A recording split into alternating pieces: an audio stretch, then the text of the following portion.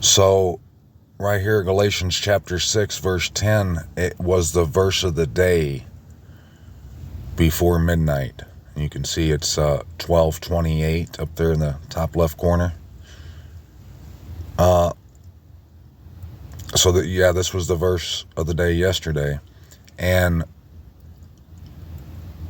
I've found this message in this, an amazing truth from reading the verse of the day, and a little context,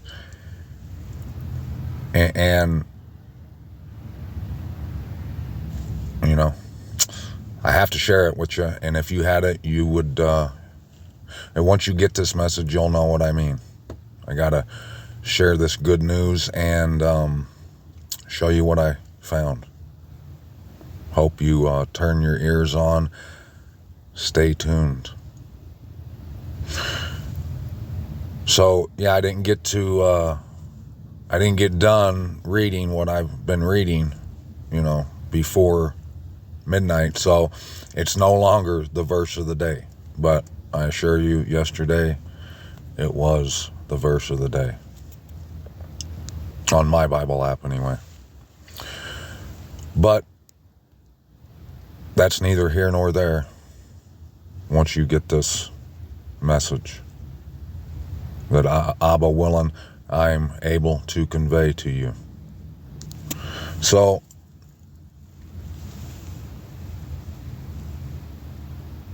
just like all things, it goes hand in hand with some things I was looking at also earlier before I even read out of Galatians. Because it says, so then, in verse 10, so then, as we have occasion, let us do good to all, especially to those who are of the household of the belief. Especially. And now this is Paul. So, just to give you a heads up so you know what I'm going to be talking about, the message I have to share with you, if I'm able to convey it, it regards everything. It is a matter of life or death, and you be the judge when I'm done explaining it to you. I'm sure you'll agree that it was life or death. And it is directly intertwined in everything you see going on in the world today. Not just on the TV screen, but up in your face, out here in the world where you, what you see, the way the world is. It's the answer to all life's problems, I assure you. So let me get some context, though. Let's go back here to the top of chapter 6. And it's not a long chapter. It's the last chapter of Galatians. So we'll see what it says. Brothers, if a man is overtaken in some trespass, you, the spiritual ones, set such a one straight in a spirit of meekness, looking at yourself lest you be tried too. And I wanna go through and break this down the way I have been doing it as I've been reading it, and because that's how I was able to find my way to this amazing revelation. And that's what we all need to do anyways. When we read the word, we shouldn't go past a verse. If there's something in it we don't understand, we should go look and do the proper investigation into each word. So we know ourselves what it says. And that way we can't be bamboozled by anyone with the word, with the truth. So, brothers, if a man is overtaken in some trespass, you, the spiritual ones, set such a one straight in a spirit of meekness, looking at yourself lest you be tried too. So that's something we need to understand, that we all have a obligation to, set matters straight, not argue, not partake in, vain arguments and, things that mean nothing, that are going to get nowhere, empty reasoning. We shouldn't engage in that for sure. But if we're talking about brothers and sisters, us being a mishpachah,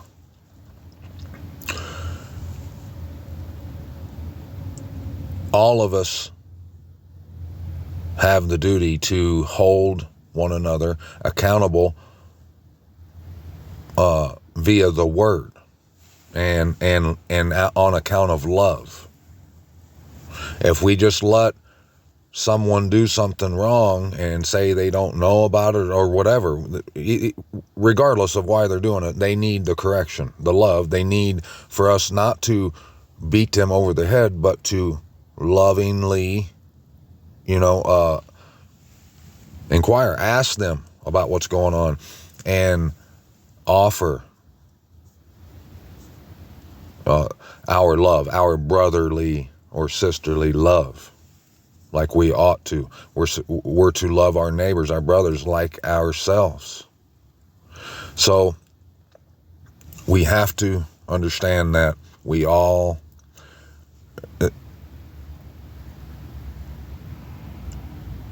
have to understand that anytime we overlook a situation like that and let it,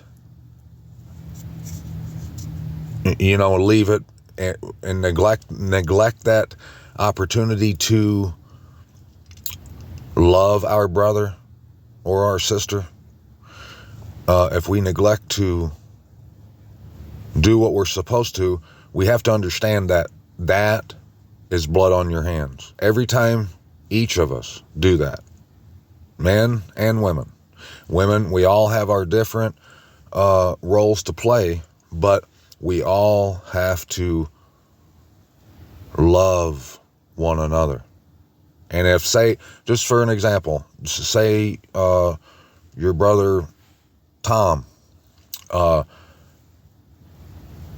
you see him doing something or saying something that isn't, that you see in the word is clearly he's got it wrong, you know what I mean? And it's detrimental to him and whoever else's life, health, whatever. You can't just not say anything and just, most people nowadays, how these situations go down. Most people nowadays, they just talk about that person behind their back and they never offer any kind of help at all. And usually if they do, it's just to hold it, to boast about it or something like that. How the world, how society operates these days. So we have to do the opposite. We have to show one another love and love them like we would love ourselves. Bear one another's burdens as so complete the Torah, and so complete the Torah of Messiah. And this is the basis for what for the truth I have to share with you today. Paul is exactly right there. He says, bear one another's burdens and so complete the Torah of Messiah. And so complete the Torah. For if anyone thinks himself to be somebody when he is not, he deceives himself. But let each one examine his own work, and then he shall have boasting in himself alone and not in another. For each one shall bear his own burden. And let him who is instructed in the word share in all that is good with him who is instructing. Do not be led astray the mighty Most High is not mocked, for whatever a man sows, that he shall also reap. Because he who sows to his own flesh shall reap corruption from the flesh, but he who sows to the Spirit shall reap everlasting life from the Spirit. Now let me pause there and back up. I didn't plan on skipping over these verses. I just wanted to read a little bit of the context so you got an idea of what Paul's talking about right here, because it's key, it's huge. And just a heads up too, the truth I'm talking about, it's the only freedom, and it's a freedom that's been given to us, that the truth of it has been taken from us by the enemy and hidden in order to get us to do the wrong thing, in order to kill us, to get us to commit suicide. And it all has to do with Messiah, which I'm sure, the majority of the world says that, their life is granted through Messiah. But what Paul's talking about here, it's so much more beautiful, but yet simple. And it's like one of those life hacks, You ever see a life hack that's like changed your life now? You're like a different person now. Like you look at something in a completely different way, and it's like, why didn't I think of that? How have I been, like that guy that says, I've been doing this for 40 years, like that. But this is like the ultimate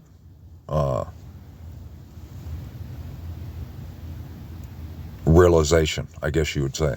This is for everything, for all the marbles, and we all need to understand this information. That's for sure. So what he's saying is, up to this point, like, let's just go back to verse 2. Bear one another's burdens, and so complete the Torah of Messiah. So, we are to follow Messiah and do as he did, right? He said we have to pick up our stake. We have to. I mean, look, if anyone is saying that we can enter the reign, but yet we don't have to we don't have to pick up our stake and follow after Messiah. If they're saying that,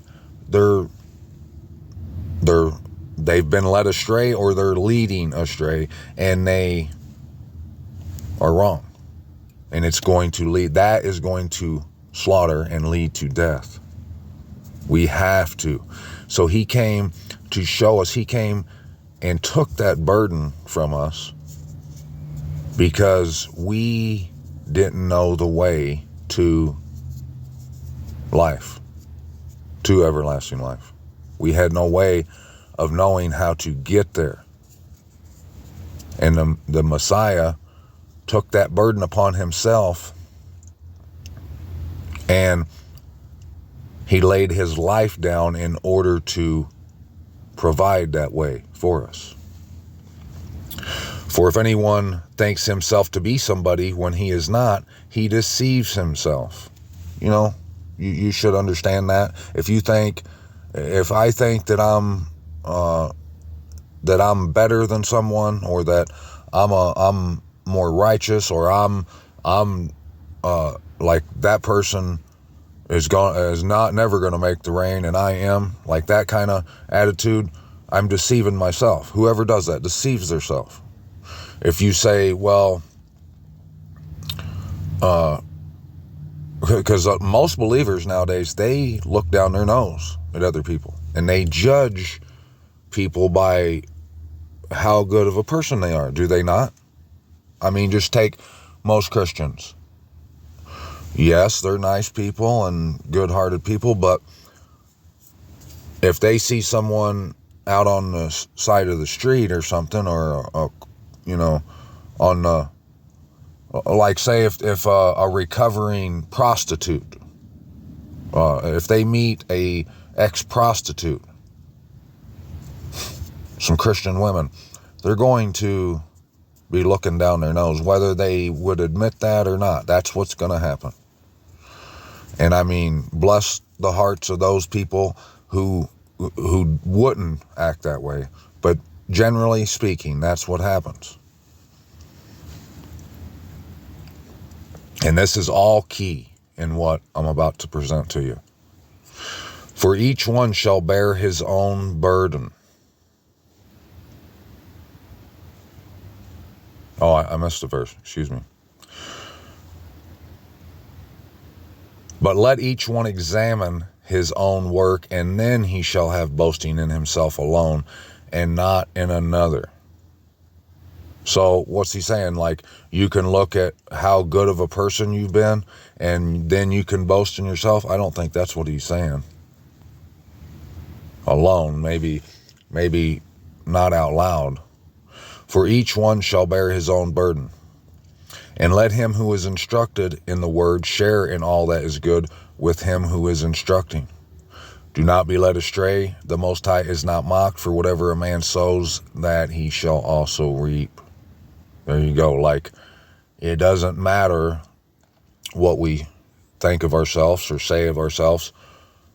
The Most High, he's going to judge us by what we've sown, right? That is what we're going to reap.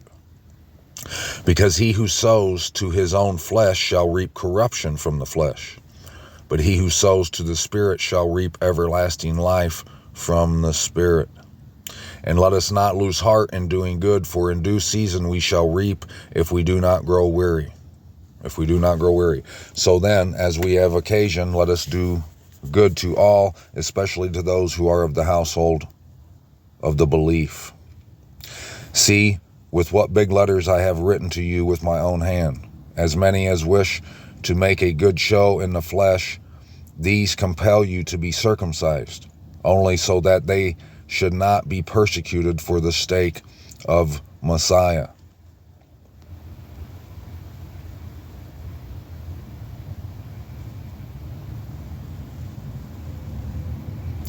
For those who are circumcised do not even watch over the Torah, but they wish to have you circumcised so that they might boast in your flesh.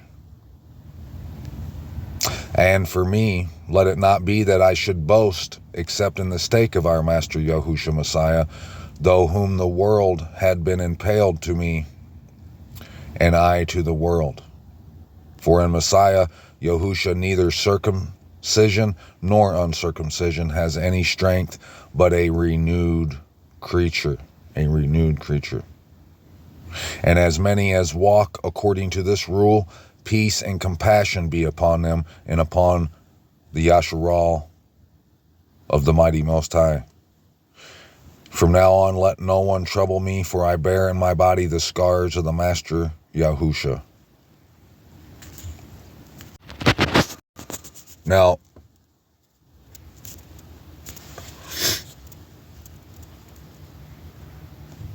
we're gonna go back and get this whole book of Galatians. But I wanted to, chapter 6, verse 10 was the verse of the day. And I wanted to take you back along my steps so you can see and try to explain it as I go. But once we get close to the end, you'll see this message. And I hope you receive it and don't deny it. Don't have disbelief, but belief. Paul's saying here in chapter 6 that there's people who are circumcised that don't even watch over the Torah.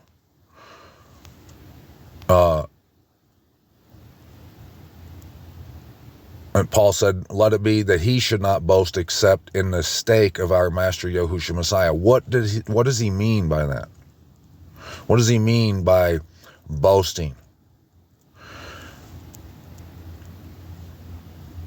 So let's go back and get all this. And for those of you who've been around a while, you should know how I feel about Paul and Peter's letters. And you're going to see when we read this is someone who believed, and the things he said is, I've never seen anything that him or Peter wrote that contradicted the Most High in any way. But you can clearly see that it's two men writing. It's this right here, Galatians, this is Paul writing letters. But you get to see, him speaking the truth and quoting it and handling, resolving certain situations, like I was just saying, like we need to, like he said there in chapter 6, we need to hold one another accountable and love one another, not just let someone, walk off a cliff. If you can help them. Don't, we can't be turning our back on our brothers and sisters. And it's hard to discuss this because I know nowadays most people don't see too much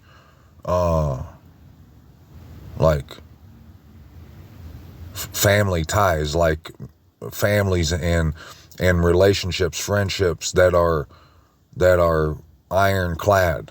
You just don't see it. So most people, it's hard to try to explain the importance of those of us, say those who say they are Yasharal or Hebrew Israelites, those of us who use the word mishpachah and we say brothers and sisters.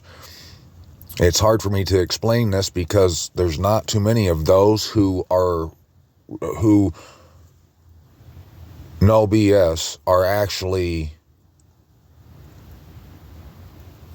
willing to become a part of a mishpachah, a true family.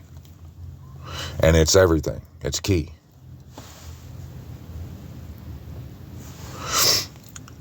But let me get right here, chapter 1. These chapters aren't very long. You got to have the context, baby. If you want this priceless reward that you can't put a price on, you have to be patient. Shaul, an emissary, not from men, nor by a man, but by Yahushua, Messiah, and the Most High, the Father, who raised him from the dead. So Shaul is Paul, an emissary. This is Paul writing this.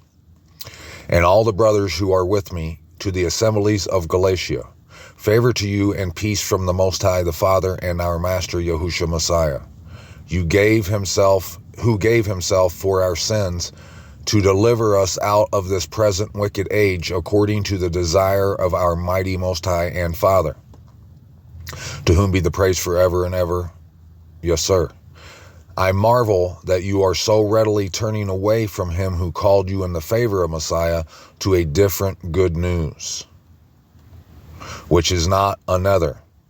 Only there are some who are troubling you and wishing to pervert the good news of Messiah. However, even if we, or a messenger out of heaven, bring a good news to you beside what we announce to you, let him be accursed.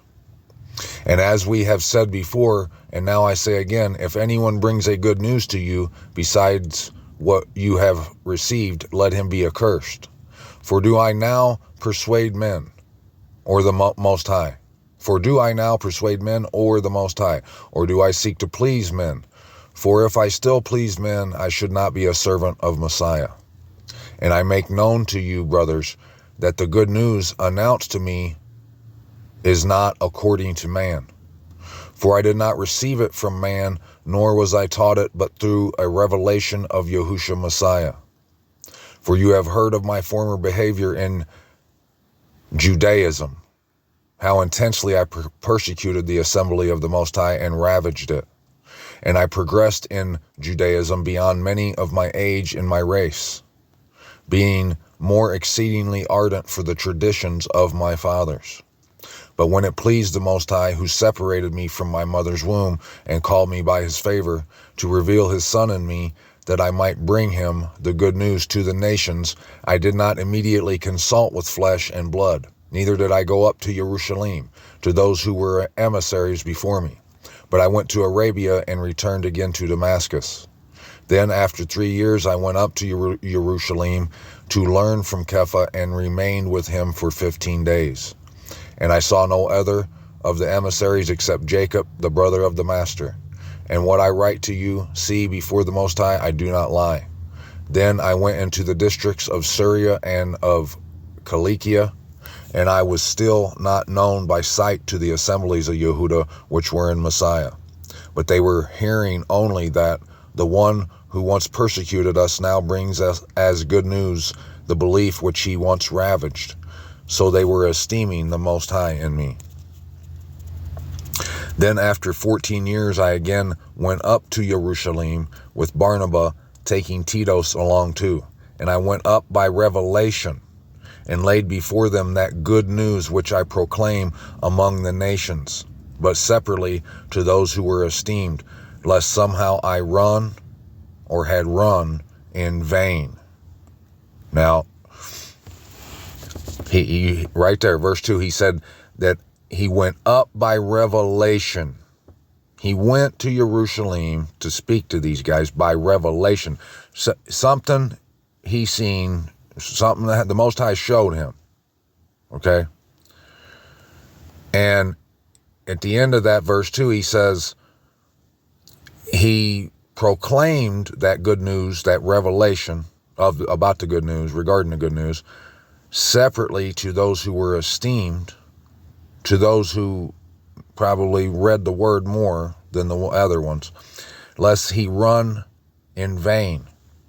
Because if he just went and spoke it publicly and didn't explain it more deeply and be a little more thorough with what he's talking about to the people of understanding who've been reading the word, you know, the esteemed, if he didn't do that, then he might have went there and told them that, and no one believed. You know, what he's saying is that he made sure to tell the esteemed in private later again. That way there would be no, you know, in case it would be that he went there in vain, because no one believed him. But not even Titus, who was with me, though a Greek, was compelled to be circumcised.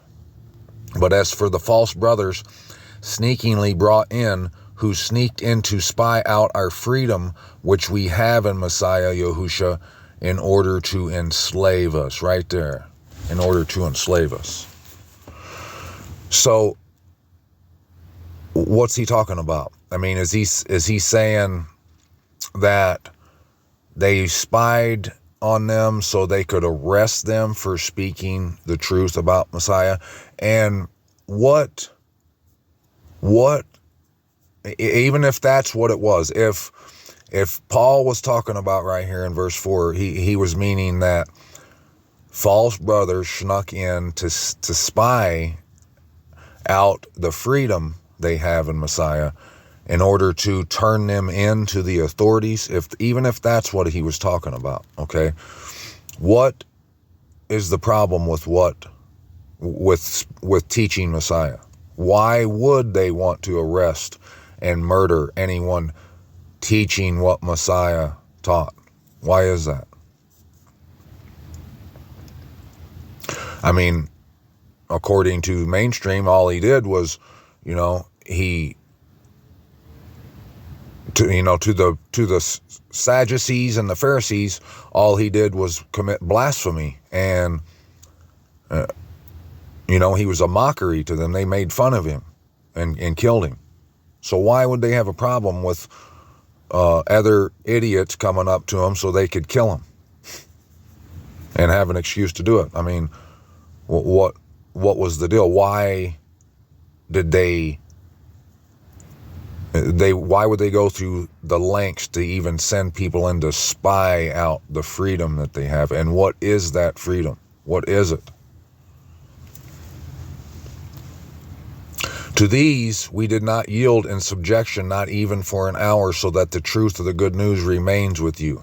But from those who were esteemed to be what they were, it makes no difference to me. The Most High shows no partiality, for those who were esteemed contributed nothing to me.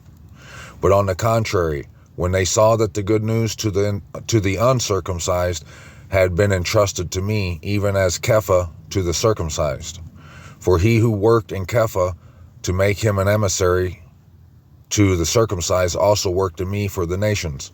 So when Jacob, Kepha, and John, who seemed to be supports, came to know the favor that had been given to me, they gave me and Barnabas the right hand of fellowship, in order that we go to the nations and they to the circumcised, only that we might remember the poor, which I myself was eager to do.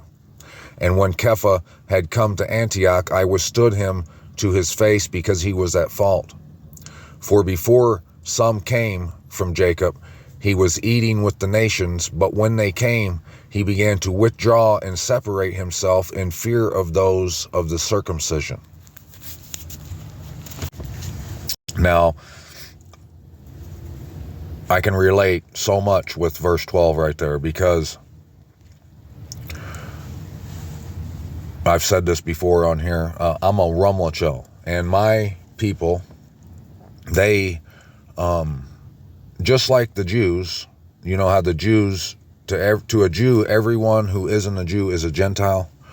Well, to my people, everyone who isn't a Rumlachel is a Gorgia. Well,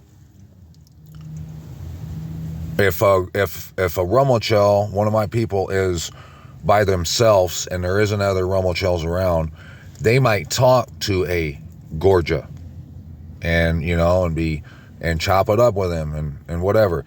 But if a bunch of Rumlachels show up, they'll act like they don't know who that Gorgia is, like they're scum of the earth. And that's just how it is. That's what they do. And I'm sure there's other groups of people that do this, you know, that do that sort of thing. But I'm telling you from my experience, I know about this because I'm a Rumlachel, and that's what they do. But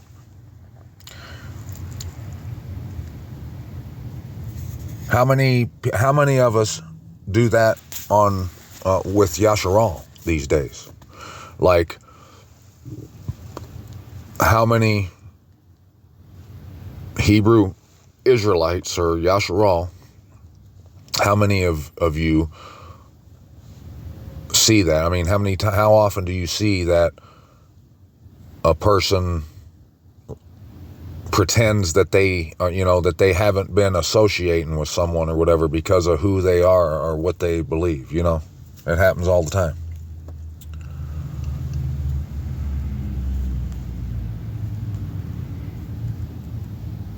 And the rest of the Yahudim joined him in hypocrisy, so that even Barnabas was led away by their hypocrisy. But when I saw that they are not walking straight according to the truth of the good news, I said to Kepha before them all, if you being a Yehudi live as the nations and not as the Yahudim, why do you compel nations to live as Yahudim?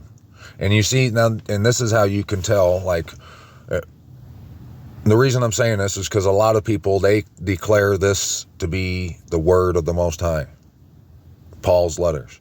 And you can clearly see it's a man. You know, he's stood up, withstood Peter to his face, and they're going back and forth. You know what I mean? This is a men that are doing this. But it's good to read, and I'm glad that I have the access to it. And I'm glad I read it tonight, and you're going to be glad that you did too at the end of this. So I got to read some more of this before I can discuss what we've read, but just think about what we just read. Peter came in and Peter was hanging out with the nations, with the Gentiles, the Goyim or whatever. And when the circumcised showed up, he stood back like he didn't have anything to do with them, because he was worried about what his buddies were going to think of him. He was worried about what man thinks.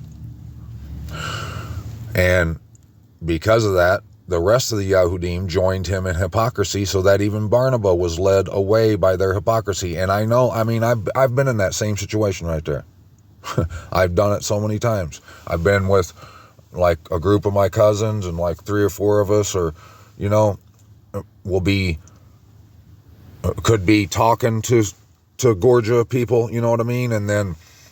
And like I went through it, it took a lot to come out of that, because that's all we know, I mean, the Ramachel children, they're raised that way from their whole life. And that's just how they think. It's like, it's ingrained into their brain. So it's hard to come out of it. And,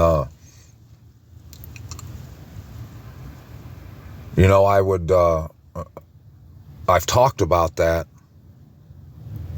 sort of thing right there with a lot of my other, my cousins and stuff, my Ramachel cousins, my people.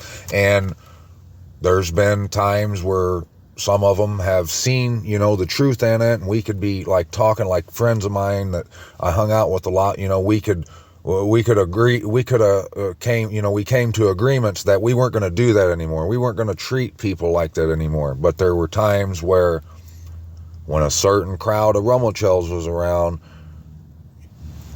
you see, you know what I mean? They went back on their word, on their agreement, because they are more worried about what them people are going to think of them. They want to be seen as somebody. But when them people ain't around, they live their life. But so apparently what they're saying is the reason they change it up and act like they're someone else, or they haven't been doing what they've been doing to impress them people, what they're telling them people and whoever's watching is that they're ashamed of the life they live when those guys aren't around. And that's not how we're supposed to live, are we? We're not supposed to be doing things that we're ashamed of. But when I saw that they are not walking straight according to the truth of the good news, I said to Kepha before them all, if you being a Yehudi live as the nations and not as the Yehudim, why do you compel nations to live as the Yahudim? He wasn't practicing what he was preaching. We Yahudim by nature and not of the nations, sinners, knowing that a man is not declared right by works of Torah, but through belief in Yahushua Messiah, even if we have believed in Messiah Yahushua, in order to be declared right by belief in Messiah and not by works of Torah, because by works of Torah no flesh shall be declared right. Now, I can stop there for a minute and let's just think about this for a second. We should be able to agree that verse 16 right there is a highly charged verse. It's the topic of many heated debates, right? Should we follow Torah? Should we not follow Torah? Are we under a curse? And Paul, matter of fact, here in just a few minutes, you'll hear Paul saying saying that exact thing, that we were under a curse under Torah, and those of us who love the Torah and who made an effort to come out of Babylon, we know what the Christians believe. We see it every day. The Christians will tell you that you can't put yourself back under the law, that because the Messiah died, the law's been done away with and you no longer have to keep the law. Okay? That's what they believe, right? And the Torah people believe that you must you must love the Most High with all your strength and all your might, right? Yes. So what's he meaning by when he says, a man is not declared right by works of Torah, but through belief in Yahushua Messiah. What does that mean? And it's all, like I said in the beginning, this is all so simple, and we should all understand this truth. But because the enemy has hidden the way to truth, the way to life from us, and he's sold us counterfeits, and the world believes those counterfeits, we die, that the world is perishing because of it. But what did Messiah do? Why did he have to die? Okay, now look, this is the thing. We just seen, even Paul said it, that everyone has to bear their own burden. Is that not true? That's true, right? If if a brother is doing something that he ought not do, and there's two of us standing there, and one of us shows love to the brother and the other one doesn't, the brother that showed love, he cleaned his hands of that situation, but the other one has blood on his hands, right? So because he failed to do what was right and show his brother love, can that be my burden? Can I get in trouble for the sins of another person? You can't, can you? That's not how it goes. So why would the Messiah, the firstborn of all creation, the Most High's first begotten Son, why would he have to take, why would what we do be his burden? Why would it be his burden? How is it that just because he died, now our sins are forgiven? How is that? Now that he died, because he died, now anything we do, it's just forgiven? Or we have to ask for it, or what? What does that mean? That Torah does not declare us right. If we were, and most people live their life, even the Christians, they live their life believing that they're going to be declared right because of what they've done or what they've said. Well, if all they had to do was say some words or do the Torah, why would Messiah have to die? What did we gain from him dying?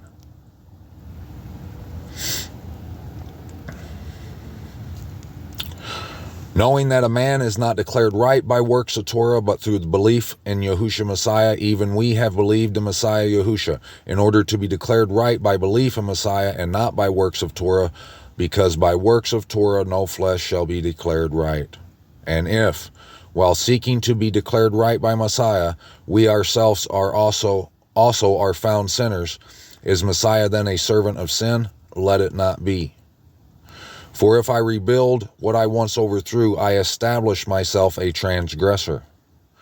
For through Torah I died to Torah in order to live to the Most High.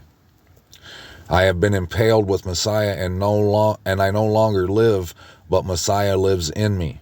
And that which I now live in the flesh, I live by belief in the Son of the Most High, who loved me and gave himself for me. I do not set aside the favor of the Most High, for if righteousness is through Torah, then Messiah died for nothing. And that's true. The Torah is the instructions, and yes, we are to follow those instructions, and they're for our own good. It's common sense. It's like the Torah is your dad telling you not to stick the fork in the light socket. Don't stick your finger in the flame, in your hand in the fire. It's common sense. Yes, but we can't be declared right by them. That's what he's talking about. We can't say when we die or whatever, when we get to the judgment seat, he's not going to pull us up there and read our record off and say, well, you committed one too many trespasses, and I'm sorry, you didn't score high enough to make it. That's not how this works. It's so simple to how it works. The Most High wouldn't count you eligible to enter the reign, even though you're not, just because his son got brutally murdered who was eligible. That would make no sense. That makes no sense. What makes sense is what the Messiah did with his life, and so importantly with his death. What he did, it showed us what we had to do. That's why we have to pick up our stake. And that's the only way to be declared right. And it ain't being declared right, it's being declared a son or a daughter, a brother or sister. It's being declared family. And if you have two brothers, are you going to love one and hate the other because the other one has done better than the other? I mean, people do, but that would be wrong and unjust. The world, the enemy, has come in and spied out the freedom that we have in Messiah. And he went back in those days when Paul was talking about, they spied and saw the freedom that they had, and they went and tried, and they succeeded in perverting the way to that freedom. And it's all going to make perfect sense once you see what I'm talking about. The Messiah, he went to Jerusalem, and they laid the palm branches down. He went in on a donkey, so he was not esteemed, and the world mocked him and thought he was a nobody. That was the whole point of him coming in on the donkey, because he wasn't who the world expected to show up. But they laid the palm branches down, and the palm branches represent the tree of the knowledge of good and evil. That's why they laid them down, so the donkey and him could step on them and walk over top of them, because what's that symbolize? That when you walk on something, that symbolized walking across the perversion of the way to life. And he went to Jerusalem, and he had Passover. That was the whole purpose of him going there. He had to go and partake in Passover like everyone else. And he knew that he was going to have to die, because if he didn't die to do this, if he didn't pay the ultimate penalty for going, because remember, there was a couple times he dipped out the back, right? He took off before the Pharisees and the Sadducees could grab him right then. Why was that? Why couldn't he went then? Why'd he escape to only let it happen later on? It was because he had to go to Passover. He had to have the Passah. And he knew that when he went there, before he went, he knew that he was going to die. He knew that that Judas was delivering him up. And he went and asked Abba, what was it, 3 times to take that cup from him? He didn't want to die. But if he wouldn't have died, okay, what would that mean for us? Let's just say that Messiah went and had to pass over and then was lifted up into heaven, and the death part didn't happen. His blood doesn't literally wash us of our sins. There's a reason that says in returning, Jacob's sins are covered. We had to see what it takes in order to become, to live, to be in the kingdom, in the reign. We had to see what he did and do what he did. He went because he loved Abba Yahuwah. It was his desire, not his own. He loved Jerusalem and the people, and he spoke the words of truth. He loved his brothers and his sisters, and to go to Jerusalem, to honor his father, to obey his father, to love his brother and his sister, and his set apart land, his city, his inheritance, everything that Abba gave to him. In order to take that, he was willing to, it didn't matter. He was willing to die for it. It did not matter what he had to, what cost. And that's the cost he paid. He paid the ultimate price to go there and do that, because he belongs to the Most High in Yasharal. And that is his inheritance. So what the Messiah taught us, what it means to follow the Lamb, is to do what a lamb does. A lamb goes to Jerusalem, and it partakes in the Passover. You have to go to Jerusalem.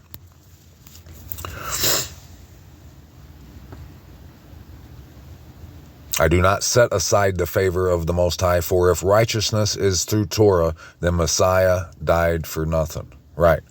Because if all we have to do is be so righteous and follow the Torah just perfectly, Messiah wouldn't have had to die. He could have just went on to life, because he was already living it better than anyone else. That's not how this works. There's no bar. There's no you're too short to ride the roller coaster line. That's the beauty in this. All you have to do is come home. O senseless Galatians, who has put you under a spell not to obey the truth, before whose eyes Yahushua Messiah was clearly portrayed among you as impaled? This one I wish to learn from you. Did you receive the Spirit by works of Torah, or by the hearing of belief? Are you so senseless? Having begun in the Spirit, do you now end in the flesh? Have you suffered so much in vain, if indeed in vain? Is he then who is supplying the Spirit to you and working miracles among you, doing it by works of Torah, or by hearing of belief?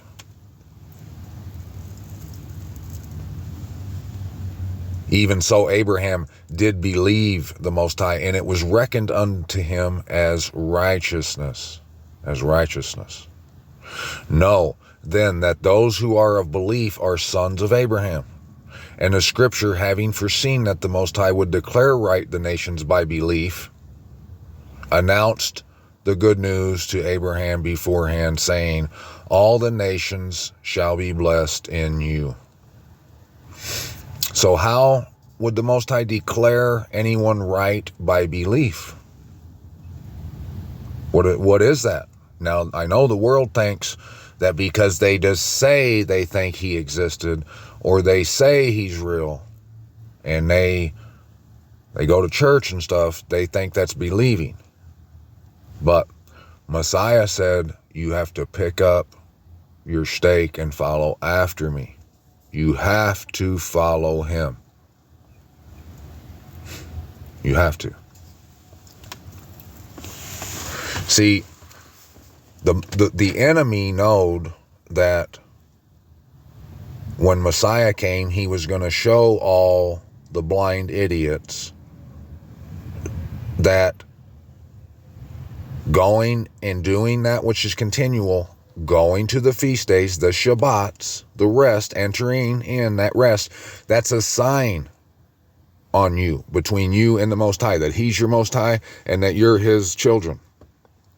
When you go to the place he placed his name on the feast days when he told you to, and partake with him, just like the wedding supper, then he knows that you're his because you're there and he called for you and you showed up. Same with the Messiah. He called for him. He had a mission.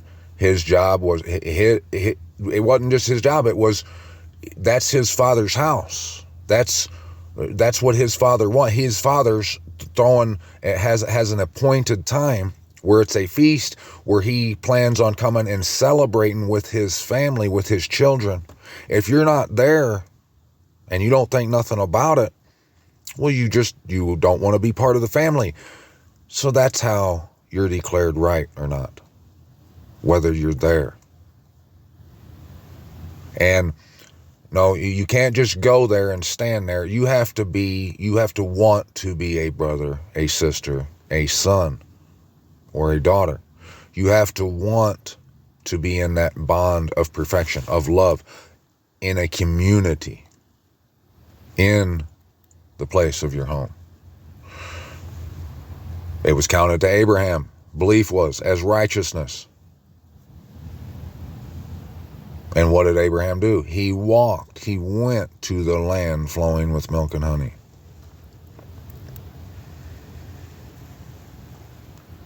And how would all nations be blessed by Abraham? Because he was the father. He went there, and that's why it says in Jeremiah 51 or Isaiah 51, one of the two, that you have to look to Abraham and to the hole in the pit you were dug from. Abraham had to go. Look, this is about the Most High's throne. You have to come to his throne. He don't come to your throne. That's just how it works. So that those who are of belief are blessed with Abraham, the believer. For as many as are of works of Torah are under the curse. For it has been written, cursed is everyone who does not continue in all that has been written in the book of the Torah to do them. Right. And that's true. Cursed is someone who turns his back on Torah and says, I'm not doing it anymore. You're right. And before we knew where our home was and that we must return there during the appointed times, the Torah was a curse to us because we just thought that as long as we do it so good that we're going to be entered into the reign, when that could never be because we're sinners and we don't do it so good. We look down our nose. We do all these things. We could never be declared right by our own works. We could never do enough works to be declared right.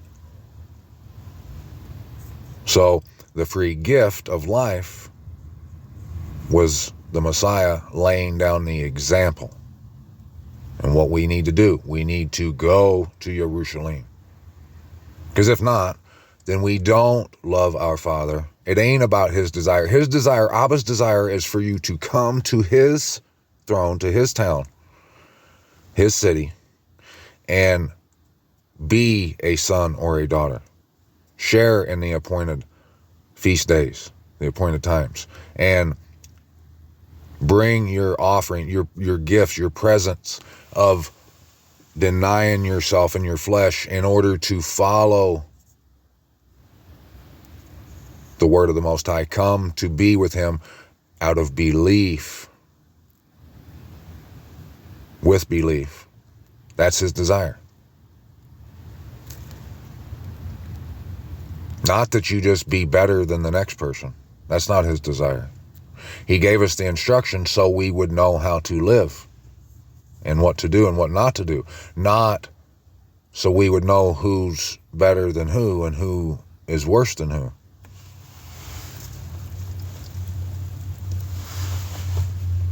And that no one is declared right by Torah before the Most High is clear. For the righteous shall live by belief. The righteous, doing what's right. And the Torah is not of belief, but the man who does them shall live by them. Right. You don't follow, you can follow the Torah because you want to be deemed better than the next person, but it's a curse to you. But if you follow the Torah because you want to live, that means you believe that the Most High gonna kill you if you don't. And you believe that you'll live if you do. And the Torah tells you that you gotta come home during the appointed times.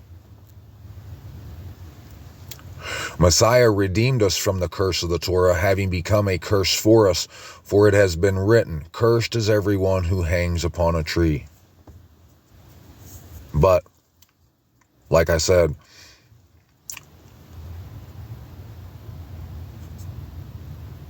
you have to die for this. That's belief. If you don't die to yourself, if you don't give up everything to do the desire of your Father, you don't believe. You don't have belief. We're doing things, we're quoting the word and the Torah and all that so we can be a better person. You see, that nullifies, that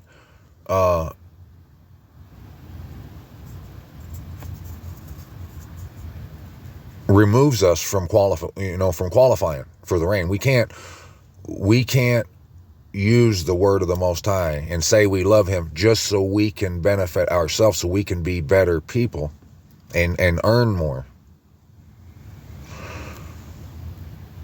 That's why union is key. We have to be a family, blood. In order that the blessing of Abraham might come upon the nations in Messiah Yahusha to receive the promise of the Spirit through belief. The promise of the Spirit through belief. The promise. What was his promise? His promise was, if you just do that, if you come and you do this and you die, you'll sit at my right hand. And he did. And you can too. But you have to be willing to come home even if it kills you. Even if you lose your life, because it's more the desire of your Father, the honor of your Father, and his set apart place, and all that means more to you than anything. You would rather die than to be part of its humiliation. So you'll pick up your stake and you follow after the Messiah. Brothers, as a man I say it, a covenant, even though it is man's, yet if it is confirmed, no one sets it aside or adds to it. But the promises were spoken to Abraham and to his seed. He does not say, and to seeds as of many, but as of one, and to your seed who is Messiah. Now this I say, Torah that came 430 years later does not annul a covenant previously confirmed by the Most High and Messiah, so as to do away with the promise. For if the inheritance is by Torah, it is no longer by promise, but the Most High gave it to Abraham through a promise. So you're not going to inherit. You're not going to inherit the earth because of your works, because of how good a boy or girl you've been. And you're not going to inherit the earth, the rain, by saying some words and not walking to the land of your inheritance. Otherwise, Abraham wouldn't have had to. He wouldn't be talking about Abraham right now. This whole Bible wouldn't be in your hand right now. This whole Bible's telling you that if you want to be a brother or sister, a family member of the Most High, then you'll do what a family member does. You'll love your father, your neighbor, your brother, your sister, as you do yourself, and you'll deny yourself, and you'll be willing to lay your life down for your friends, for your Most High. If he wants you to come home, hell or high water, you're coming home, and you're there with bells on.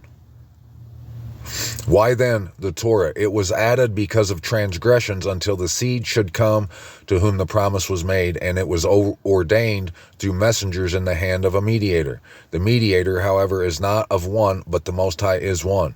Is the Torah then against the promises of the Most High? Let it not be. For if a Torah had been given that was able to make alive, truly righteousness would have been by Torah.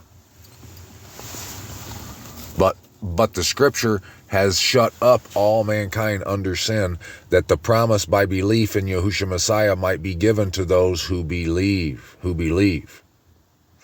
You see, the world uses the word of the Most High to their own destruction. It's sin to them. But believing in Messiah, doing what Messiah did, that's loving your kingdom, your father, your people, your city, and being a part of that community. You love it. You believe in it. You want it. You desire it. But the world, they use the scripture, the word of the Most High, in order to prop up their own lives and their own reputations and their pockets and their imaginations. And they don't pay no mind to what the desire of the Father is, and that is for you to come home on the appointed times. Yes. But before belief came, we were being guarded under Torah, having been shut up for the belief being about to be revealed. Therefore the Torah became our trainer unto Messiah in order to be declared right by belief. Another belief has come. We are no longer under a trainer, for you are all sons of the Most High through belief in Messiah Yahushua. For as many of you as were immersed into Messiah have put on Messiah. There you go. If you've been immersed into the truth, you put on Messiah. You're willing to die for this cause, for your brothers, your sisters, for your father. You're willing to go all the way. And the humiliation of your city, of your father's set apart place, that which is set apart, the humiliation, the profaning of it should disgust you, and you should want nothing to do with it. And then you should want to come home to restore honor and glory to our land, our home, our blessed city, where we spend our appointed times with our Abba Yahuwah, where he dwells in our midst. That should be priority numeral uno for every one of us believers. That's putting on Messiah. He could have went back and done carpentry and had a wife and family and everything else. He gave it up for what his father wanted. He came and he dipped the bread. He broke the bread and drank the wine. He did what was told to us to do. And the reason it was told to us to do was the reason that Passover happened. It was done in order that we would know how to live. And how you live is you go up under Daddy's wing and you get up underneath of there. And you are protected because you're his son or his daughter. If you don't go under there, you can't be protected. Noah had to build the ark. The animals had to get in the ark in order to live. Abraham had to walk in order to be blessed, and that we would be blessed. Messiah had to go and die and show us that we would have to do what Abraham did, and we might even have to die for this. But it ain't about scoring points. It's showing us that should be our desire. Our desire should be for our family, our father, our brothers, our sisters, our city, our land, our inheritance, what our Father worked so hard in our fathers to give us, to get for us. It should be all we want, and we should be willing to die for it. And we should want to die if we can't have it. That's why we die to ourselves, because anything in this world is of the world. It's not of Yasharal. There is not Yehudi nor Greek, there is not a slave nor free, there is not male or female, for you are all one in Messiah Yahusha. For if you are of Messiah, then you are seed of Abraham and heirs according to the promise. It doesn't matter who you are. It doesn't matter where you're from, what color your skin is. All that matters is that you're a brother or you're a sister. And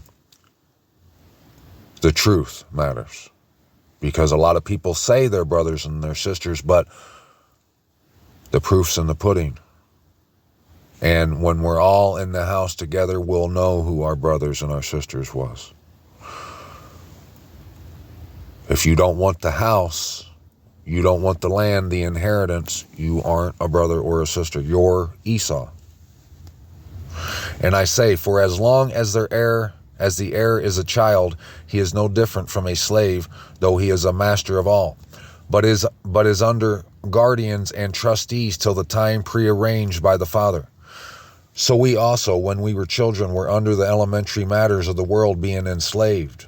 But when the completion of the time came, the Most High sent forth his Son, born of a woman, born under Torah, to redeem those who were under Torah, in order to receive the adoption as sons. There you go. All you have to do is come to Dad's house, and he's going to adopt you.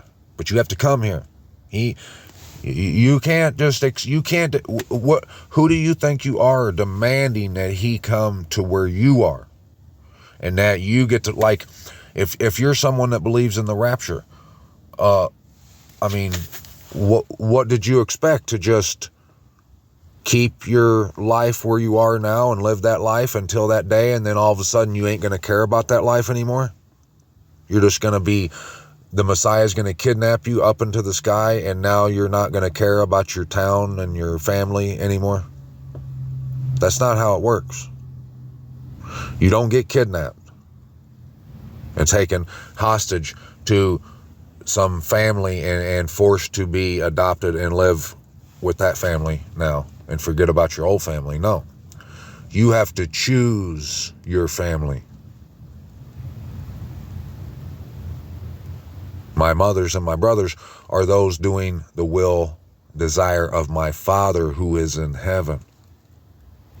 And because you are sons, the Most High has sent forth the Spirit of his Son into your hearts, crying, Abba, Father. There you go. That Spirit, that's you doing what he did. You crying, Abba, Father, being willing to go crawl to Jerusalem on your hands and knees to get home to him. It doesn't matter. That's why he said, I'm going on to my Father. If you love me, you would be happy that I told you I'm going to my Father.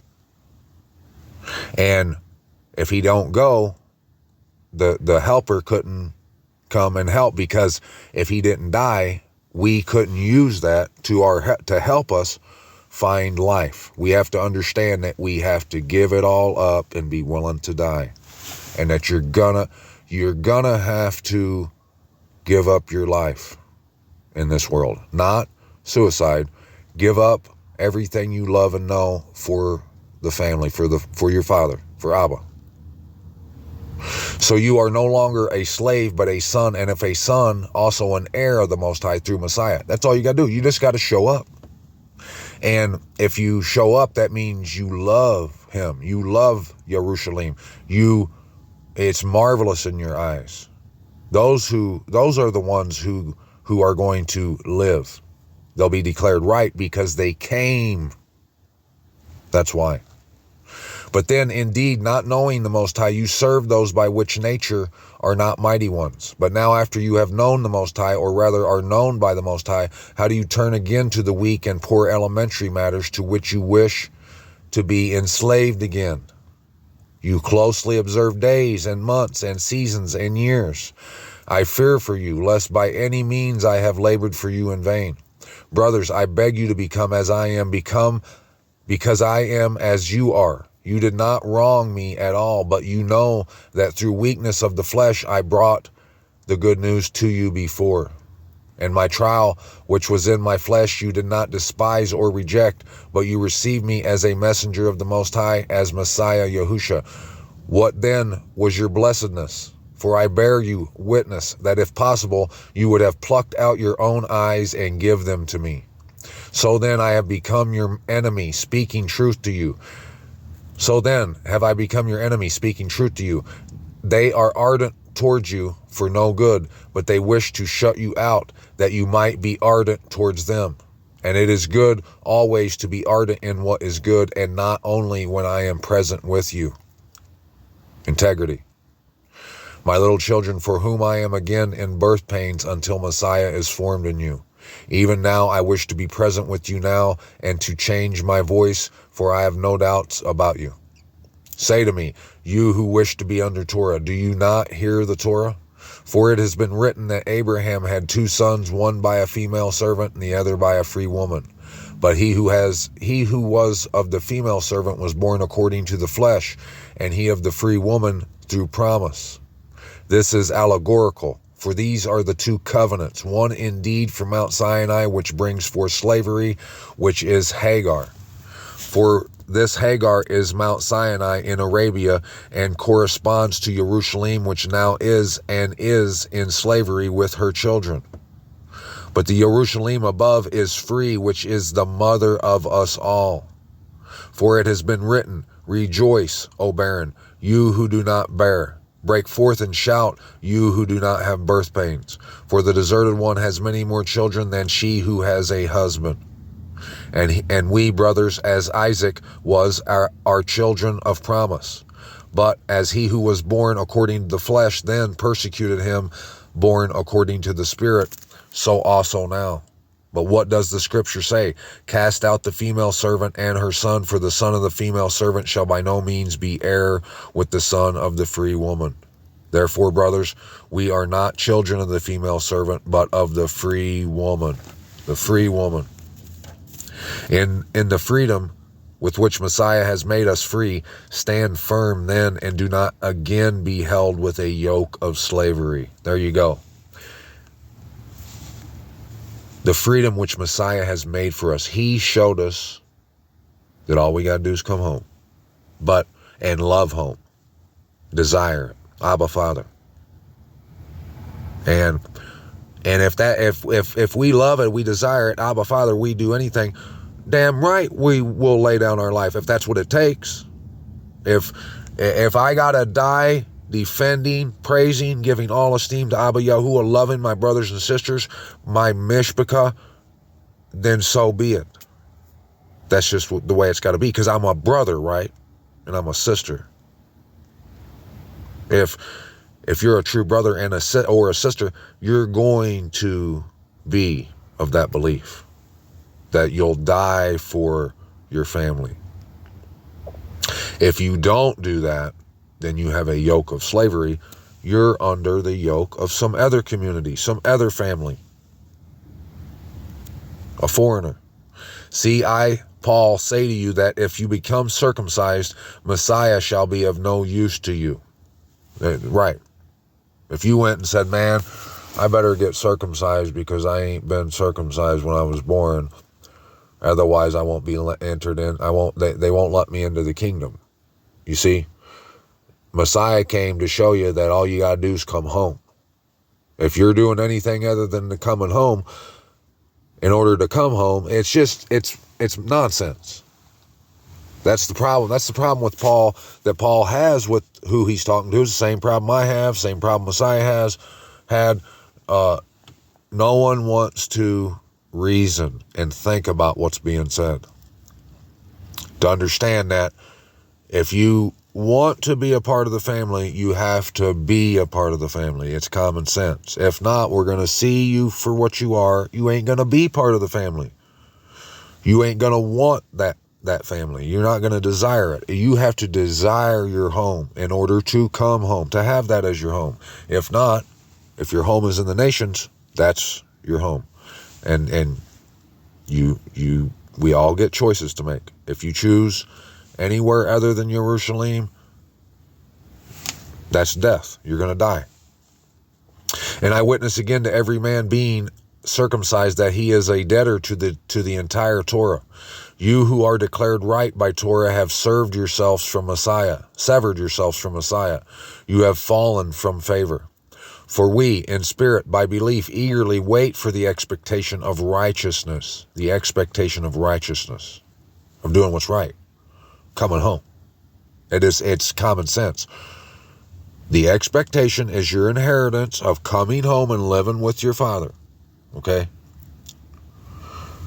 If you choose to live and do what you're doing now in Babylon or wherever, that's not right. That's not righteous.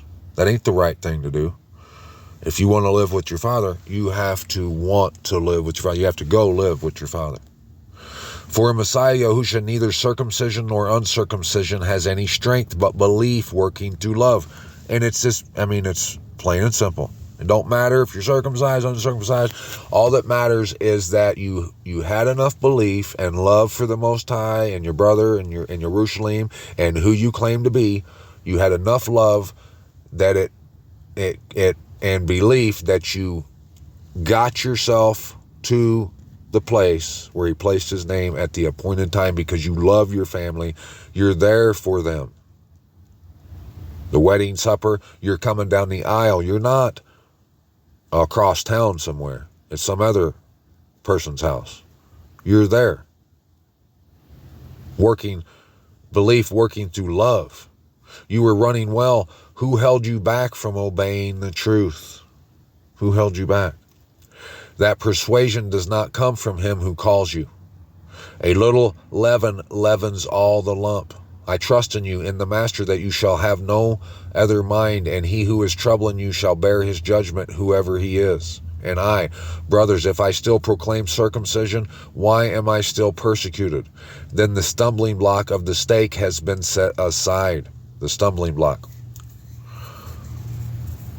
That's why every time it's talking about the imposter and coming home to Jerusalem, he says it's a stumbling block.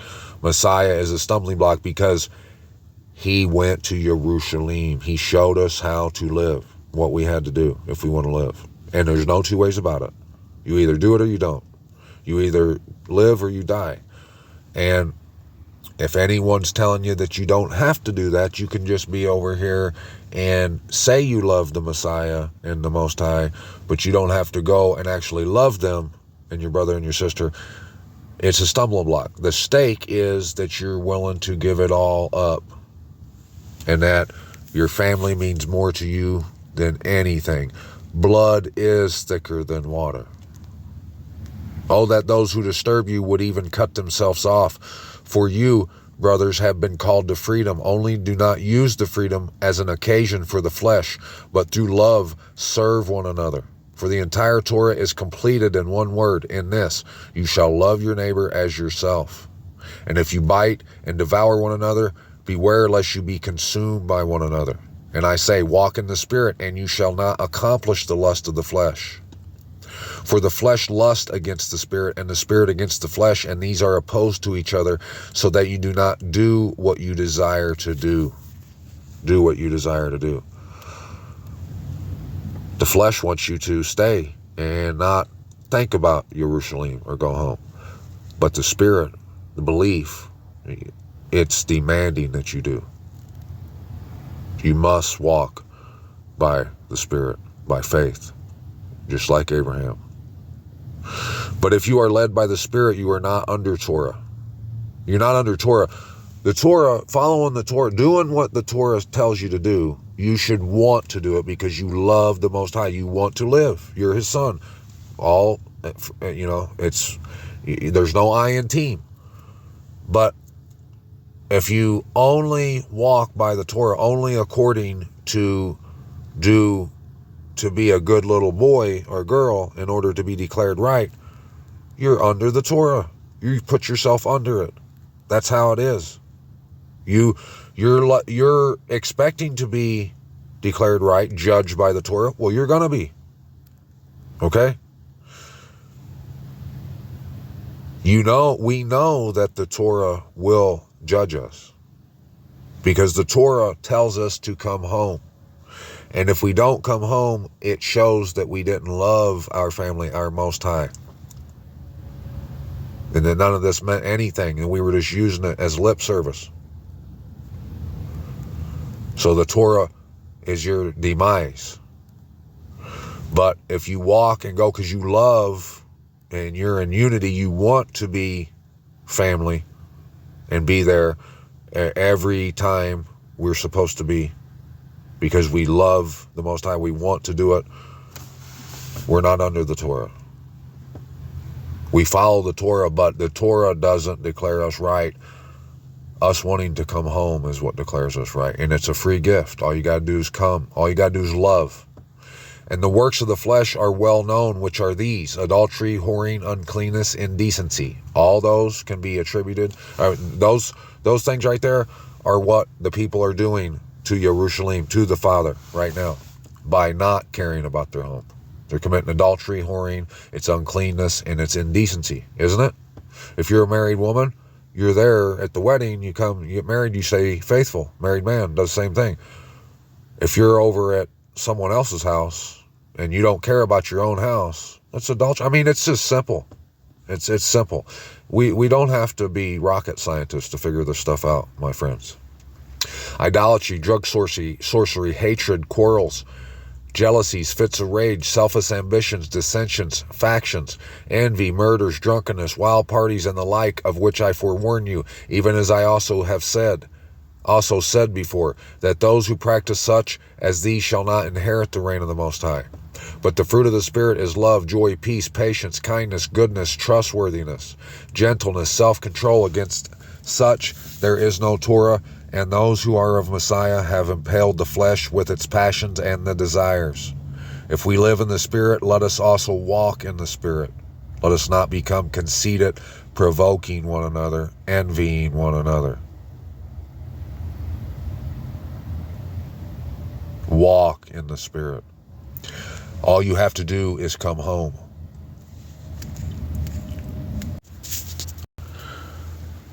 Blood thicker than water. The commonly used "blood is thicker than water" is a proverb in English meaning that familial bonds will always be stronger than other relationships. The oldest record of this saying can be traced back in the 12th century in German by the philosopher Evan Franklin. The well-known idiom, "blood is thicker than water," is used to say that someone's family and blood ties are more crucial in their life than any other person, relationship, or need. Blood's thicker than water. That's why you got to put the blood on the door. That's why you got to drink the blood of Messiah.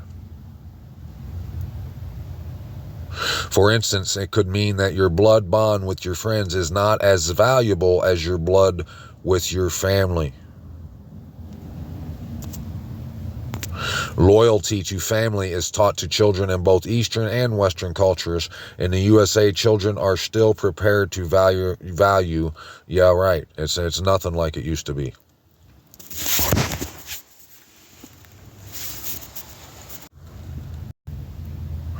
However, Messianic Rabbi Richard Pusniak and author Albert Jack state that the quote comes from the idea that ties between people who made a blood covenant are stronger than anything. A blood covenant. If you're a family, if you're in the Mishpachah and you say you're a child of the Most High, then you're in a blood covenant and you'll do anything for that covenant. You'll come home. That's the reason the Messiah died. That's how he died for your sins. Because if he wouldn't have went all the way, you wouldn't have seen that example and been able to access life. If you wouldn't have seen how to do it, how it's done, you couldn't get it done. That's why in Revelations it says that only the Lamb could loosen the scroll. Because only following the Lamb, going for Passover in Jerusalem, that's the only way you can live. You have to come home. You can't continue on with the nations and expect not to be punished with the nations. Only his children are going to live, because only his children will be home. And if you ain't home, you ain't his children.